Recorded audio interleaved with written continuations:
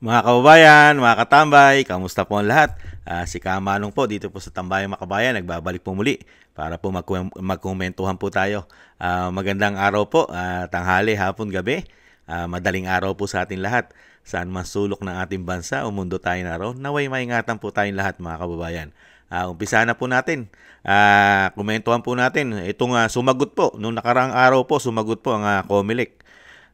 Doon po sa ginawa pong pagpetisyon, dinala po sa Supreme Court ng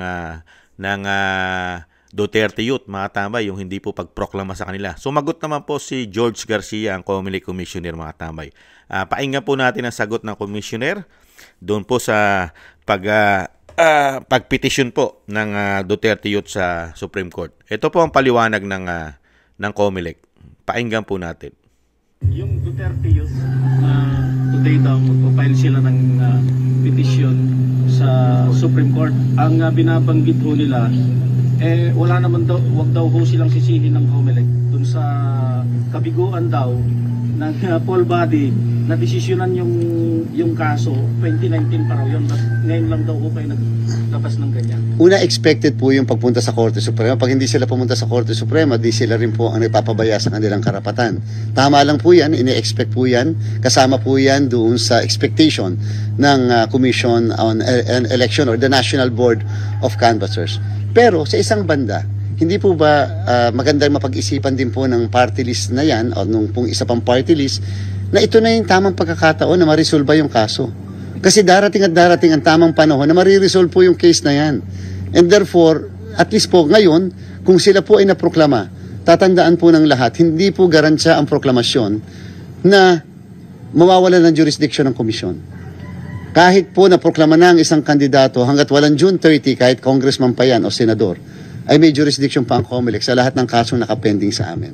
Pwede namin silang tanggalin. Reyes versus COMELEC ang nagsasabi. 3 ang requisites para mawalan ng jurisdiction ng COMELEC. Number 1, proclamation. Number 2, oath. Number 3, assumption to office.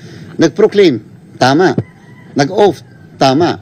Nag-assume na ba? Hindi pa. Sa June 30 pa alas 12:01. Therefore, sa kasalukuyan, kahit national position, may jurisdiction ng COMELEC.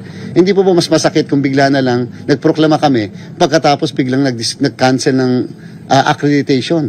Isipin mo, pinuklama mo tapos kinancel ng accreditation. O tapos dahil nga hindi pa naman kongresista o hindi pa naman pwede manungkulan. So, sa amin po tama, pwede po i-akusa kami ng grave abuse of discretion amounting to lack or excess of jurisdiction. Dahil yan naman po ang lagi na basihan ng isang petition for certiorari. Pero ang sinasabi po natin, i-resolve namin yung ganyang klaseng kaso, hindi lang yun sa kanila. Yan po mga tambay. Alam naman po natin na hindi lang naman po ang party list po ng Duterte Youth, mga tambay. Marami pa yan. Meron pang BH party list, yung bagong henerasyon. At may mga kasama po yan. May kasama pa po na mga party list na hindi po nila pinroklama. Ang nakakalungkot lang po mga katambay. Bakit?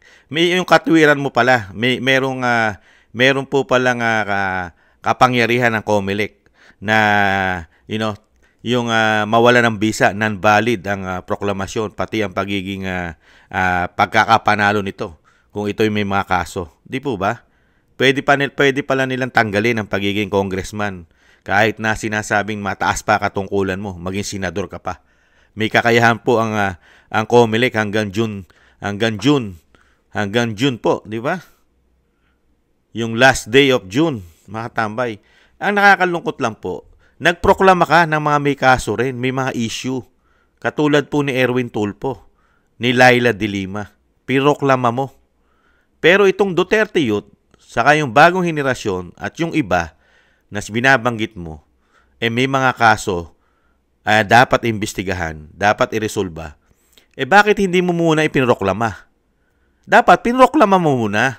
Ngayon, kung sinasabi mo, na mapatunayan yan, yung sinasabi mo mga bintang katulad ng sa Duterte Youth na may nag-file dyan ng complaint katulad ng sinasabi nyo na ang grupo ng Makabayan Black na sa pangunguna ng mga kabataan party list. Di po ba? Ang nagsampa dyan na reklamo sa Duterte Youth. Di po ba? Ngayon, hanggang hindi natatapos ang investigasyon nyo o aksyon na sinasabi nyo dahil yan 2019 pa, napakatagal na, ni hindi nyo inaksyonan. Matagal na po kayo dyan sa pwesto. Di po ba? Kayo po ay nahandyan na ng 2022. Di po ba? Masyado po yatang napaghahalata kayo, Chairman. Kayo po ina-appoint po kayo ng 2022. I think ni dating Pangulong Duterte pa nag-appoint sa inyo. Bilang kayo po ang bagong chairman, 2022 kung hindi po nagkakamali ang inyong lingkod. O mas maaga pa sa 2022. Di po ba? Ilang taon na po ang nagdaan? 3 taon mahigit kung kayo'y na-appoint ng 2022. Wala pa rin kayo na-resolba sa kaso ng 2019 ng Duterte Youth. Tapos timing na timing. Masyado po yata napaghahalata kayo, Chairman. Ganyan lang po isasagot nyo sa taong bayan. Ibinoto po yan ng taong bayan. Mahigit 2 milyon ang nakuha ng Duterte Youth. At yan po ay may 3 kongresista na maglilingkod po sa mga Pilipino. Di po ba? Alam naman natin ang party list ay buong Pilipinas po yan maglilingkod. Hindi po yan para lang sa distrito. Buong Pilipinas pong nasasakop ng party list. Di po ba? Napaghahalata po yata kayo, Chairman George. Dahil alam naman po din ninyo na nagsampa ng impeachment at magsasampa ng impeachment ng ang party list ng Duterte Youth. Di po ba? Sasampahan ng impeachment ng Pangulong Marcos lalong-lalo sa ginawa na napakaraming paglabag ng batas, proseso ng batas na hindi nakuha at natanggap ni dating Pangulong Duterte para ito'y kidnapin o dakpin.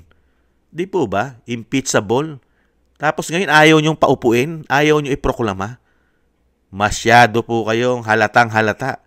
Yung ibang kandidato may sangkot sa pulburon at yung isa sangkot sa pamameke ng kanyang pagkatao, lalo-lalo sa United States of America. Nameke ng kanyang dokumento para maging citizen. Di po ba? Para maging American citizen. At naglingkod pa ron, ha? Naglingkod pa ron doon para maging sundalo ng bansang Amerika. Nakita niyo po yun? Pero pinayagan nyo na maproklama. Merong issue rin. Ayaw nyong buksan ang issue niya. Di ba? Merong nagre-reklamo ron. May nagpipetisyon pero ayaw nyong pag-usapan. Masyado yata kayo one-sided, Comelec. Chairman, mukha yatang merong kumpas yata po sa inyo. Sino po ba kumukumpas sa inyo? Mukha pong kayo po'y namumulitika na rin. Di po ba? Hindi nyo pa ba napaghahalata? Mukhang namumulitika na at nagagamit na sa politika yata si Chairman. Yan ang magiging tingin ng taong bayan sa inyo, Chairman. Di po ba? Dahil yung iba na may sangkot, may issue ng pulburon, katulad ni De Lima at ni Erwin Tulfo na may issue ng pandarambong o pandaraya, pamemeke ng kanyang pagkatao, mga dokumento, pinalitan ang kanyang pangalan. Ginawa pa nga si Erich Sylvester. Ang ipinalit pang pangalan diyan. Hindi Tulfo. Si Eric yata o Erich Sylvester kung hindi ako nagkakamali. Parang kapangalan pa nung Hollywood superstar na si Sylvester Stallone. Di po ba, mga kababayan? Nakakalungkot lang po, mga kababayan, ang ginagawa ng Comelec. Masyado po kayong halatang halata. Napakalaki na po ng tanungan ng taong bayan sa inyo. Yung ginawa pa nating itong katatapos lang na halalan, questionable pa nga sa taong bayan. Yung tiwala ng taong bayan na hindi po ninyo makukuha sa inyo na kayo'y pagkatiwalaan. Dahil sa napakarami pong nakitang kapalpakan, itong automated machine na ginamit sa halalan. At napakarami pong bintang na pandaraya ang nagawa at nangyari nitong 2025 national election. Di po ba? Napakarami. Tapos yung mga nanalo, na alam naman ninyo na ito ay sa kampo at sumusuporta sa Duterte, hindi pwedeng maglingkod sa bayan. Questionable. Kailangan tapusin muna yung mga kaso. Samantalang yung iba may kaso, may complaint, pinipetisyon sa inyo. Di ba? Pinipetisyon sila. Kinu-question ang kanilang pagkatao. Di po ba? Pero wala kayong say. Kaya nakakagulat po, na alam mo na talagang ito'y pinupolitika. May nagkukumpas, sino kaya? Dahil alam naman po natin na umuugong sa House of Representatives ang palitan ng pagiging speaker. Di po ba? Dahil mismo ang ating Vice President ay nagsalita na sana mapalitan ng speaker, na ang ating pera ay maproteksyonan.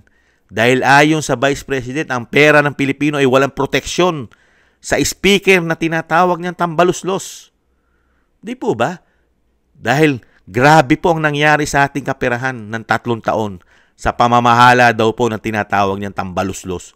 Grabe daw po ang issue ng corruption dyan, ayon sa Vice President. Kaya nga gusto niyang patakbuhin si Pulong nang mapalitan ng speaker at maimbestigahan ang dapat imbestigahan, lalong-lalo sa issue ng isang damukal na korupsyon, ayon sa Vice President. Di po ba? Dahil alam naman po ng Pilipino, pagka nagkaroon po ng numero o bilangan o botohan, hindi po boboto sa speaker ang Duterte Youth. Ganun po ba? Kaya kailangan pong baldahin dahil ito ay boboto sa kalaban ng speaker. Kaya kailangan na hindi makapasok at hindi makapaglingkod at ma-delay ang proklamasyon. Ganun po ba, Comelec?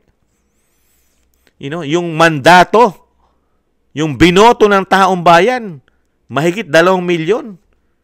Dinidelay nyo, samantalang yung binoto ng machine na nagpanalo, napakabilis nyo yatang piroklama, di umano. Hindi nyo pa ba napansin? Questionable ang pagkapanalo ng ibang politiko, lalo sa Senado. Napakaraming reklamo ang sinasabi ng mga Pilipino. Nanalo lang yung mga senador na yan dahil sa makina, dahil sa automated machine. Gamit ang matatalinong IT, matalinong commissioner, at matalinong kumukumpas sa commissioner. Yung kumukumpas, yung nagpapasunod sa commissioner, di umano, sobrang talino. Matalino ang commissioner, di umano, matalino yung mga IT na gumagawa para diktahan ang numero sa automated machine, di umano, at napakatalino nung nagdidikta sa Comelec chairman, di umano. Ganyan po. Lahat yata ay diktador o nadidiktahan dahil sa sobrang pamumulitika, kaya sa pagiging ganid, greedy, swapang sa kapangyarihan na ayaw na mawala sa kanila. Ayon yan sa Vice President. May bonus pa raw yan. Pera at pulburon. Nakakalungkot lang, Sana ang ating Supreme Court ay hindi po sana magpagamit at hindi po sana magamit ng mga corrupt at mga greedy na mga politiko. Lumabas po sana ang katotohanan, ang tamang desisyon po sana ang manaig. Hindi po ang kagustuhan ng mga ganid at swapang sa kapangyarihan, di umano. Pagdating po rito sa issue ng party list, nandiyan po ang Duterte Youth at ang BH, yung bagong henerasyon party list na hindi po nila pinroklama. Dahil alam naman po natin na yan po ay boto po yan laban sa speakership ng tambaluslos na tinatawag ng Vice President. Nakakalungkot lang kayo, Mr. Comelec. Grabe po kayo. Ang dami na pong issue sa botohan sa nangyaring halalan. Ngayon, issue pa rin po sa pagiging proklamasyon. Issue na napakaraming laganap. Issue ng dayaan sa halalan. Tapos ngayon, yung mga nanalo katulad ng sumusuporta sa mga Duterte, talagang binibigyan nyo pa rin po ng issue at pamumulitika, di umano. Para lang ito hindi nyo mapaupo. At sasabihin nyo sa amin na may kailangan aksyonan ng mga kaso. 2019 pa. Ang tagal nyo na nakaupo riyan. 2022 pa kayo dyan, kung hindi ako nagkakamali. 2022 o mas maaga pa. Nandiyan na kayo. 3 taon mahigit. Wala kayong naging aksyon. Masyado kayo napaghahalta, Comelec. Mukha po yata pwede kami magtanong, ha? Magtatanong lang po kami, katulad ni Kamanong. How much? How much po ba, Commissioner? Nagtatanong lang po si Kamanong. Hindi naman po masama magtanong. How much? How much kaya? Para hindi po maproklama ang Duterte Youth at ang ang bagong henerasyon o ang BH Party List. Nagtatanong lang si Kamanong. Hindi naman po masama magtanong. How much? Di po ba mga kababayan? Maraming salamat po sa nakagusto po ng ating Tambayang Makabayan. Lalo-lalo po sa ating pong mga subscribers. Thank you po sa inyo. Shoutout po sa inyong lahat, mga subscribers po natin. At ang mga tumatangkilik po sa inyo pong Tambayang Makabayan. At thank you rin po sa mga nagbibigay po ng biyaya at tulong. Shoutout po, Kingston 123 ng Hong Kong, Eric Hershio ng Canada, Jake Yahut 4531 ng Maisog, California, USA, Gina Ray, Solid DDS ng Berlin, Germany, Julieta Silona ng Sydney, Australia, Baby Roman, Ate Isa ng Cagayan, Jem Aris ng United Arab Emirates, Jobilin Watanabe ng Japan, ako si Phil Am, Annie Joe, Teodorico Erguisa Jr., Arfel Villacorta. Thank you po. Maraming salamat po sa tulong at biyaya na pinagkakaloob po ninyo sa inyong lingkod. Ingatan nawa po, lalo po sa inyong mga paggawa. At thank you rin po sa mga nagla-like, share, subscribe, and comment. Thank you po. At yung panalangin at dalangin po mga tambay, sama po natin sa panalangin at dalangin na maingatan po ang pamilya Duterte, ang dating Pangulong Duterte, makabalik po sana sa lalong mabilis sa ating bansa. At ang Vice President na napakarami po nagpapabagsak, mga kabayan. Maingatan nawa po sila. At tayo rin po, ingat po mga kabayan, doble ingat po. Maraming salamat po. Paalam po muna. Ingat po tayo. Bye-bye.